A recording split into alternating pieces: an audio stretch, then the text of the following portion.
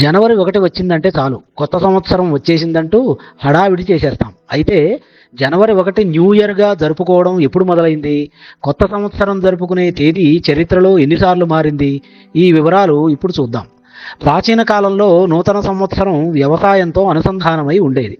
వసంత ఋతువు మొదలయ్యే కాలాన్ని నూతన సంవత్సరంగా భావించేవారు. దీన్నే భారతదేశంలో ఉగాదిగా జరుపుకుంటాం. బాబిలోనియా, ఈజిప్టు, పర్షియన్ వంటి ప్రాచీన నాగరికతలు కూడా ఇదే విధానాన్ని అనుసరించేవి. ఆ తర్వాత రూపొందించిన రోమన్ క్యాలెండర్ ప్రకారం మార్చి 1ని న్యూ ఇయర్గా ప్రకటించారు. రోమన్ యుద్ధదేవుడైన మార్స్ నుండి మార్చి నెల వచ్చింది.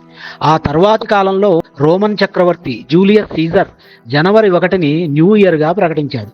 రోమన్ సామ్రాజ్యం పతనమైన తర్వాత యూరప్లో క్రైస్తవ ప్రాబల్యం పెరిగింది.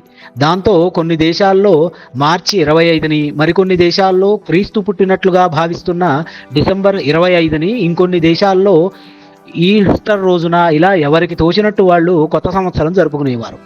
1582లో క్యాథలిక్ క్రైస్తవానికి చెందిన గ్రెగరీ వాటికన్ పోపుగా అధికారంలోకి వచ్చాక గ్రెగోరియన్ క్యాలెండర్ తయారు చేశాడు. ఈ క్యాలెండర్లో జనవరి 1ని మళ్ళీ న్యూ ఇయర్గా ప్రకటించారు. అయితే అన్ని దేశాలు ఈ మార్పును వెంటనే అంగీకరించలేదు.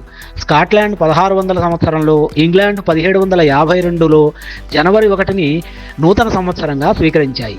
ఇదే సమయంలో భారతదేశంలోని ప్రజలపై కూడా జనవరి 1 అంటే నూతన సంవత్సరం మొదలు అనే భావన రుద్దబడింది. ఇక్కడ మనం గమనించాల్సింది ఏమిటంటే జనవరి 1న న్యూ ఇయర్ జరుపుకునే విధానం ప్రకృతిపరమైనది కాదు.